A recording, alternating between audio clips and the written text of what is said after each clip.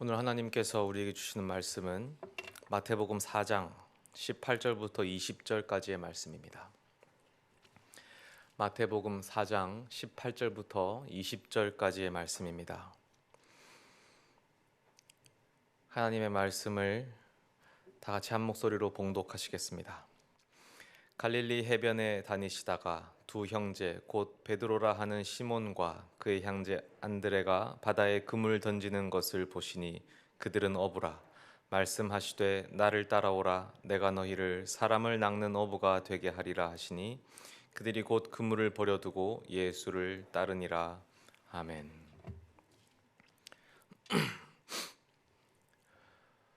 오늘 본문은 우리가 잘 아는 본문입니다. 베드로가 예수님을 만나서 헌신하는 장면입니다. 나를 따라오너라 내가 너희를 사람을 낚는 어부가 되게 하리라. 이 한마디에 베드로가 모든 것을 버리고 예수님께 헌신합니다. 이제 내가 복음을 위해 모든 것을 걸고 살아야겠다. 나를 위해서 이렇게 물고기를 잡는 인생, 영리를 위해 사는 인생, 이것을 다 포기하고 이제 복음을 위해서 사람의 생명을 살리고 영혼을 살리고 이런 삶을 이제 살아야겠다. 이렇게 베드로가 삶을 바꾸는 장면이지요. 이런 헌신의 본문입니다. 오늘 이 본문을 선택한 이유는 오늘이 새해 첫날은 아니지만 그래도 아직 오늘 새해 첫 수요일이고 신년 기분을 느낄 수 있는 날이기 때문에 이런 베드로의 도전과 헌신이 우리에게 좋은 귀감이 될 것이라고 생각했기 때문입니다. 여러분들 새해 신년 계획 세우셨습니까? 아마 크고 작은 어떤 계획 혹은 목표들이 다들 있으실 겁니다. 지난 금요일 예배 때 우리 황정구 목사님께서 작년에 다이어트라는 목표를 세우셨다가 보기 좋게 실패하셨다라고 했을 때 다들 웃으셨는데 저는 웃을 수가 없었습니다. 저도 마찬가지였는데 몇몇 권사님들은 이제 저와 이 장례를 다니시면서 저 역시 다이어트를 위해 힘쓰고 있다는 사실을 아실 겁니다. 입으로만 하고 있죠. 올해는 저와 장례를 가게 되신다면 제가 식사 외에 다른 주전부리에 손을 대려고 하면 거룩한 사명감으로 말려주시기를 부탁드립니다. 아무튼 여러분도 새해 계획이 다들 있으시겠죠. 우리도 사람을 낚는 어부가 되어야 되지 않겠습니까? 이 본문의 상황을 조금 자세히 살펴보겠습니다. 오늘 본문은 간략하게 나와 있습니다만 당시 상황이 누가복음 본문에는 자세히 설명되어 있습니다. 그 본문에 근거해서 제가 설명을 좀 드리겠습니다. 예수님께서 이 바닷가에 가셨을 때에 그때 무리들이 우르르 몰려왔습니다. 예수님 혼자 계셨던 게 아니라 무리들이 쫙 몰려왔을 때 예수님이 설교를 하십니다. 그때 설교를 어떻게 하셨냐면 베드로의 그 배에 올라가서 설교를 하십니다. 베드로의 배를 빌려서 배 위에 올라가시고 배를 살짝 무태서 떨어뜨리신 다음에 그 배에 올라가셔서 이 단상처럼 서서 사람들이 쭉 물러서 모여 있으면 거기서 설교를 하셨어요. 베드로는 이제 밤새 고기를 잡고 물러서서 배에서 내려서 그물을 씻고 있었죠. 그 설교가 끝난 후에 예수님께서 베드로에게 말을 거셨던 겁니다. 깊은 데로 가서 그물을 내려 고기를 잡아라. 그때 베드로가 대답합니다. 선생님, 우리들이 밤이 맞도록 수고를 하였지만 잡은 것이 하나도 없습니다. 하지만 주님 말씀에 의지하여 제가 그물을 내려보겠습니다. 그러니 사실 오늘 본문이 좀 이해가 가는 부분이 있죠. 왜냐하면 예수님은 목수의 아들이고 좋게 봐야 랍비에 불과한데 베드로가 어부잖아요. 이 고기 잡는 데 있어서 베드로만큼 전문가는 없습니다. 그런데 난데없이 오신 예수님의 이 물고기 잡는 훈수에 베드로가 순종하잖아요. 그 이유는 베드로가 예수님의 설교를 다 들었기 때문입니다. 물론 고기 잡는 법에 대한 설교는 아니었겠지만 그래도 그 설교가 남들과는 다르고 힘이 있고 권위가 있었을 것입니다. 듣다 보니까 왜냐하면 자기 배 위에서 설교를 하고 있으니까 들리겠죠. 야, 저분 뭔가 다르다라는 생각이 들었겠죠.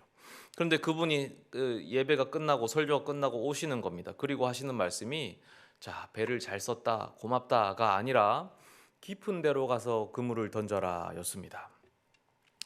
사실은 이 말은 말도 안 되는 이야기입니다. 왜냐하면 이 갈릴리 바다는 독특한 바다입니다. 엄밀히 말하면 이제 호수지요.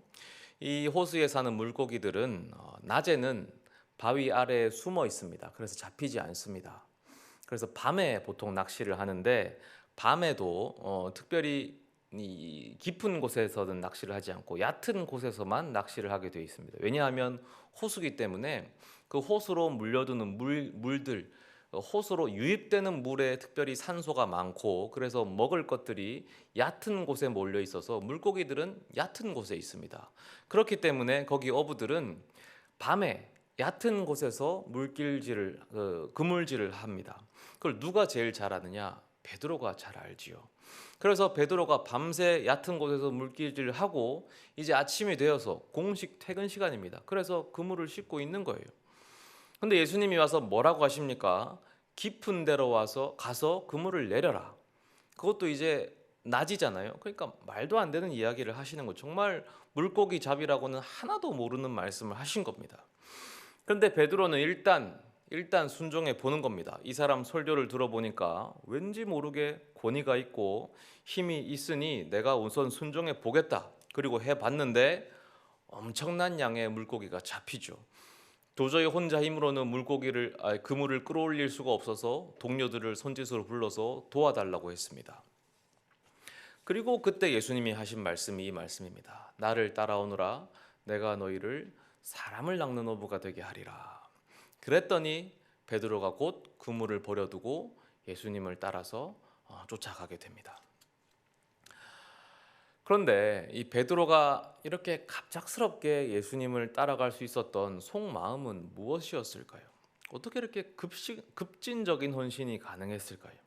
예수님의 고기 잡는 능력을 보고 지금 이 예수님을 따라가면 내가 어부로서 큰 성공을 할 수 있겠구나는 아니었을 겁니다. 당연히 아니겠죠. 왜냐하면 예수님은 분명히 너희가 물고기를 잡을 것이다가 아니라 사람을 잡는 어부가 될 것이다 라고 하셨기 때문입니다.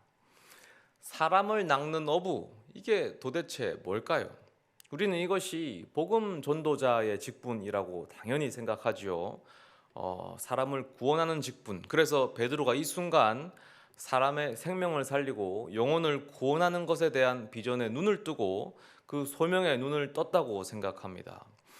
그런데 그렇게 보기에는 뭔가 석연치 않은 점이 있습니다. 사실 베드로가 그렇게 못 사는 이 사람은 아니었습니다. 그에게는 배도 있었고 집도 있었고 집에서 장모님도 모시고 살았고 그래서 중산층 정도 되는 잘 사는 집이었습니다. 그 당시 일반인들에 비하면 아주 잘 사는 정도였어요. 그러니 만약 이 사람을 낚는 어부가 영혼 구원, 생명을 살리는 직분이었다면 베드로는 이 순간 이 가진 물질을 다 버리고 물질적인 것에 대한 욕심을 완전히 버리고 온전히 영적인 것에 헌신한 것이 순간이 됩니다. 그런데 그런 것 치고는 베드로의 이 나중 행적을 보면 너무 물질적인 것에 집착합니다.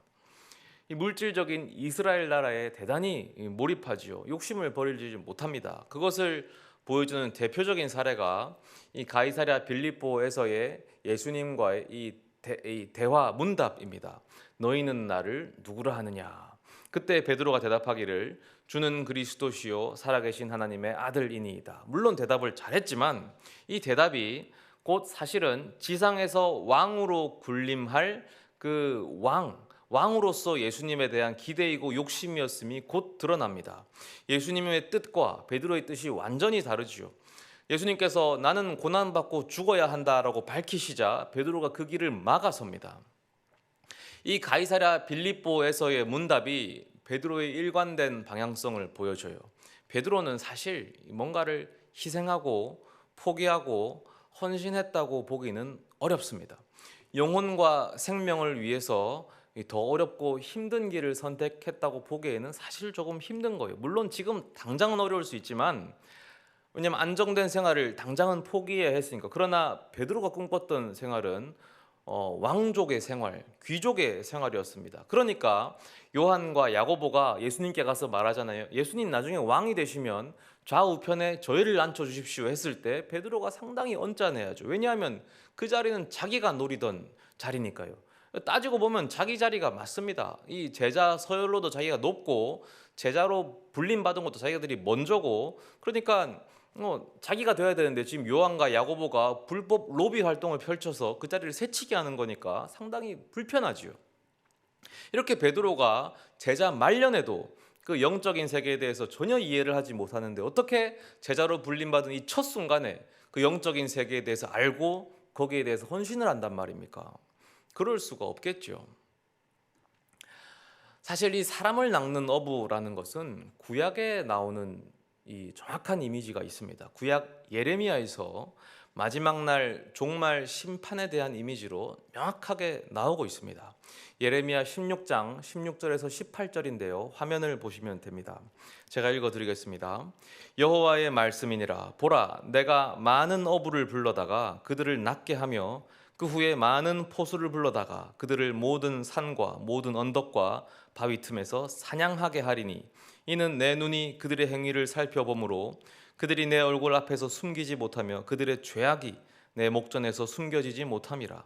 내가 우선 그들의 악과 죄를 배나 갚을 것은 그들이 그 미운 물건의 시체로 내 땅을 더럽히며 그들의 가증한 것으로 내 기업에 가득하게 하였음이라. 지금 확인하신 것처럼 사람을 낚는 어부라는 것은 이 사람을 구원하는 직분이 아닙니다. 사람을 심판하고 멸망시키는 직분입니다. 하나님의 대행자로서 마지막 심판의 날에 사람들을 심판하는 직분이에요. 이 어부에게 잡힌 사람들은 살아나고 구원받지 않습니다. 오히려 심판당합니다. 상식적으로도 그렇죠. 어부는 물고기를 살리는 직업이 아닙니다. 어부에게 잡힌 물고기가 살아납니까? 어부에게 잡힌 물고기는 죽습니다. 물에 있는 물고기가 안전하지 어떻게 잡힌 물고기가 안전하겠습니까? 잡힌 물고기는 회로 뜨이거나 매운탕 거리가 되거나 그렇게 죽는 거죠. 예수님께서 베드로에게 사람을 낚는 어부가 되게 하겠다 했을 때에 베드로는 바로 알 수가 있었을 겁니다. 아, 이분이 메시아구나. 예레미야에 예언된 그 마지막 노릇이는 하나님의 아들이시구나. 왜냐하면 지금 설교를 들었거든요. 하나님 나라에 대한 설교를 하셨을 거고 권위 있는 설교를 하셨을 겁니다. 그런데 그분이 오셔서 제안을 하시지요. 나를 따르라. 너 사람을 낚는 어부가 될 거야. 유대인들은 웬만하면 성경을 다 압니다. 왜냐하면 가정교육이라는 것이 결국 성경교육이고 그 당시엔 이 스크립트가 없어서 머릿속에 달달달 외우는 거예요. 그러니 알지요. 이 제안은 나를 중직에 앉히겠다는 제안이구나. 오른편에 앉히겠다는 제안이구나. 게다가 분명한 기적도 보여주셨습니다. 깊은 곳에서 한낮에 물고기가 잡혔습니다. 이 자연 법칙을 거스르는 능력이지요. 신적인 능력이 있는 분이십니다. 여기에 베팅 안 하겠습니까? 눈앞에 계신 분이 이제 곧 로마를 몰아내고 이스라엘 왕국을 세우실 텐데 이분만 따라가면 내가 그분 오른편에 앉아서 막강한 권력을 손에 쥐게 될 텐데 지금 이 그물과 배가 문제겠습니까? 그러나 이것은 베드로의 오해였죠. 베드로의 헌신은 오해 위에 세워진 헌신이었습니다. 그러니 이 헌신은 사실 헌신이라고 부르기 조금 민망하기도 합니다. 권력욕과 세속적 욕망으로 포장되어 있는 도박 혹은 베팅이라고 부르는 것이 더 적절할지도 모르겠습니다. 그런데 언제나 핵심은 주님이죠. 주님이 어떻게 하셨습니까? 주님은 그런 베드로를 사용하셨습니다. 예수님께서 베드로의 그런 속마음을 모르셨을까요? 처음부터 다 아셨겠지요. 주님은 그런 베드로와 함께 사역을 시작하십니다. 그리고 끝내 그 시몬이었던 그를 베드로로 성장시키십니다. 베드로, 예수님께서 붙여주신 이름이죠. 반석. 마태복음 16장 15절에서 18절입니다. 화면을 보십시오. 이르시되 너희는 나를 누구라 하느냐? 시몬 베드로가 대답하여 이르되 주는 그리스도시요 살아계신 하나님의 아들이시니이다. 예수께서 대답하여 이르시되 바요나 시몬아 내가 복이 있도다. 이를 내게 알게 한 이는 혈육이 아니요 하늘에 계신 내 아버지시니라. 또 내가 내게 이르노니 너는 베드로라. 내가 이 반석 위에 내 교회를 세우리니 음부의 권세가 이기지 못하리라. 이 장면에서 베드로는 여전히 부족합니다. 이 신앙 고백을 방금 살펴보았지요. 불완전한 고백이었습니다. 이 고백 직후에 그는 예수님과 대립합니다. 그럼에도 예수님께서는 이 불완전한 고백 위에 이 베드로를 반석이라고 높여 주십니다. 그리고 놀라운 축복을 주시죠. 내가 이 반석 위에 내 교회를 세우리니 음부의 권세가 이기지 못하리라. 우리는 하나님께서 완벽한 사람을 부르신다고 생각하죠. 더 훌륭한 사람, 더 잘난 사람을 부르셔서 그들과 함께 일하신다고 생각합니다. 물론 우리가 원리적으로는 알죠. 하나님은 약할 때 강함 되시는 분, 약한 사람과 함께 하신다 알고 있는데 머리로 아는 그것이 잘 실제로 적용되지는 않습니다. 그래서 하나님 앞에 나아갈 때 우리가 막상 내가 참 자격이 없다라는 생각을 많이들 하십니다. 구체적으로 이런저런 직분을 맡아보시는 게 어떠냐 해도 저는 자격이 없습니다. 저는 능력이 없어서 안 됩니다. 성경을 모릅니다. 이런 말들을 많이 하시죠. 사실은 근데 자격이 되는 사람은 아무도 없습니다.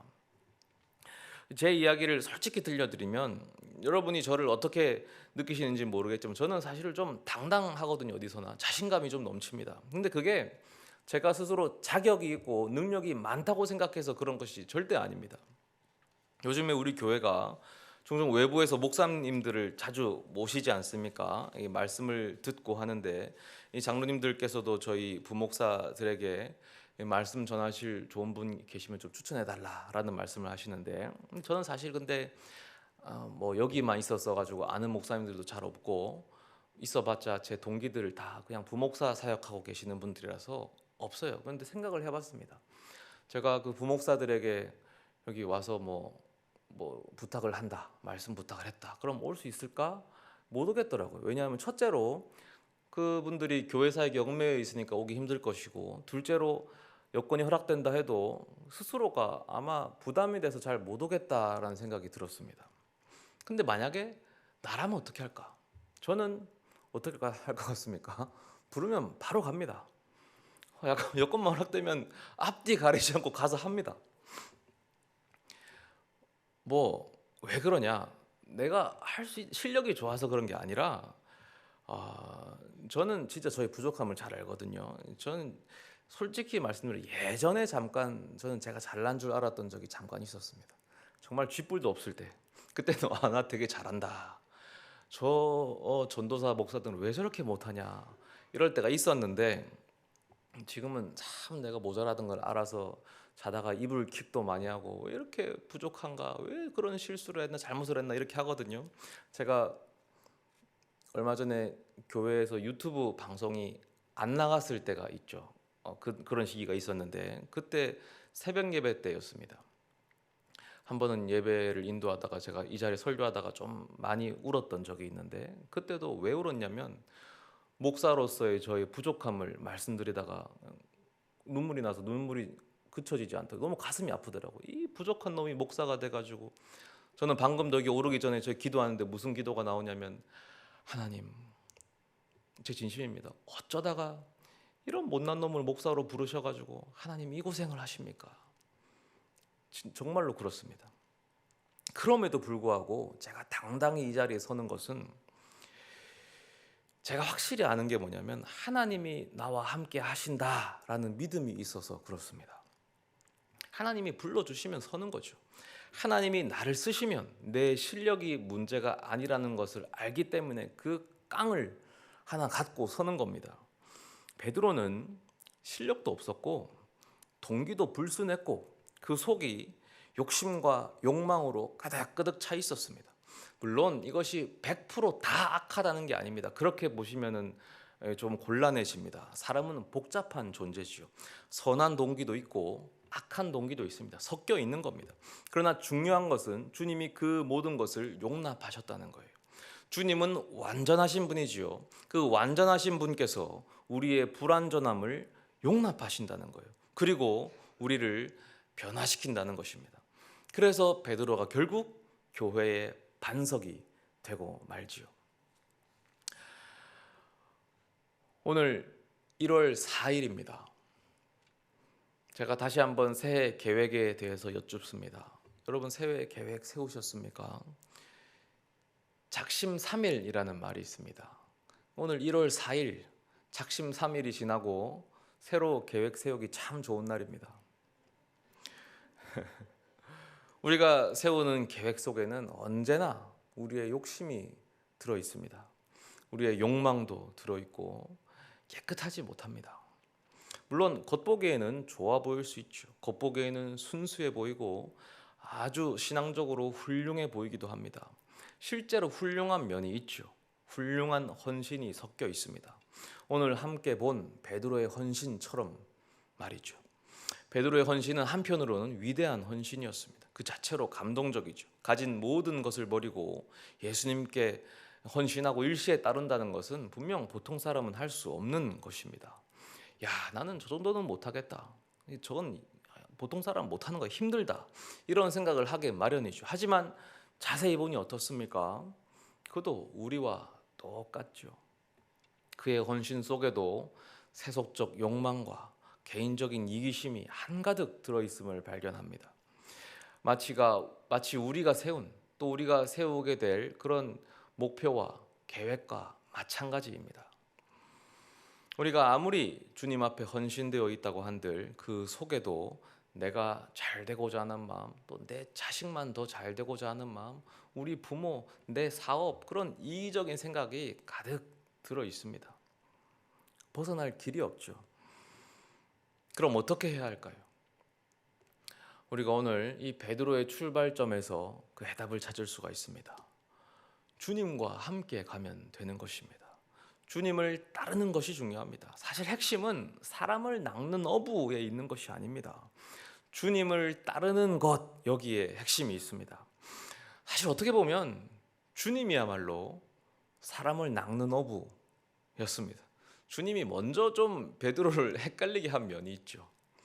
사람을 낚는 어부라는 이 예레미야에 있는 이미지를 사용하셔서 베드로를 조금 헷갈리게 좀 낚아서 베드로가 좀 억울한 면이 있을 수도 있습니다. 하지만 사람을 낚는 어부든 사람을 살리는 의사든 회 뜨는 요리사든 중요한 것은 주님을 따르는 것이 중요한 것입니다. 주님의 요청에서 가장 중요한 것은 나를 따라오라입니다. 주님을 따르기만 하면 무엇이 되든 상관없습니다. 내가 무슨 계획을 세우고 어떤 목표를 세우고 그 목표 안에 무엇이 들어가고 어떤 욕심이 있고 뭐든 상관없습니다. 왜냐하면 주님과 함께면 주님께서 다 바로잡아 주시기 때문입니다. 주님과 함께면 주님이 다 책임져 주시기 때문입니다. 우리의 오염된 동기는 주님께서 다 정화시켜 주십니다. 우리의 부족한 능력은 주님이 모자람 없이 다 채워주십니다. 우리의 과도한 자기 사랑은 주님께서 당신의 사랑으로 덮어주십니다. 그래서 주님은 오히려 우리의 마음속에 소원을 일으키셔서 기쁨으로 그 길을 가도록 만들어 준다고 하십니다. 빌립보서 2장 13절에 너희 안에서 행하시는 이는 하나님이시니 자기의 기쁘신 뜻을 위하여 너희에게 소원을 두고 행하게 하시나니. 그래서 우리는 주님과 동행하며 기쁨 가운데 하나님의 뜻을 이루어가는 것입니다. 시몬 베드로가 결국 교회의 반석이 되었던 것처럼 주님께서 우리와 함께 하시면 붙잡고 놓지 않으시는 거죠. 물론 이것은 시간이 꽤 걸리는 일일 겁니다. 그러나 결국은 이루어지고 말 일입니다. 이 지루하다고 힘든 싸움이라고 생각하실 필요 없습니다. 왜냐하면 하나님은 장기전에 능하신 분이기 때문입니다. 아브라함에게 아들을 약속하시고 30여 년이 지난 후에 아들을 주셨죠. 이스라엘 백성과 출애굽 하신 뒤에 40여 년을 광야를 돌아서 결국 가나안 땅에 입성시키셨고 이스라엘 백성 포로로 잡혀간 후에 70년이 지나서 결국 다시 약속의 땅으로 돌아왔죠. 무엇보다 인류의 죄악을 씻기 위해서 예수 그리스도 오시기까지 몇 천 년을 참고 기다리셨습니다. 하나님은 장기전에 능하신 분이십니다. 작심삼일인 우리와는 다르신 분이십니다. 그분이 우리 인생을 주도하시며 이끌어 가십니다. 그러니 그분 손에 다 맡기십시오. 2023년 내가 뭘 하느냐, 뭘 하든 상관없습니다. 하고 싶은 걸 기쁨으로 하십시오. 그러나 주 안에서 하십시오. 주님 안에서 무릎 꿇고 주님과 동행하는 것을 멈추지 마십시오. 그러면 그 걸음을 주님께서 반드시 인도하시고 반드시 주님 원하시는 곳으로 갖다 놓으실 겁니다. 믿음으로 담대하게 핵심은 주님을 따라가는 것입니다.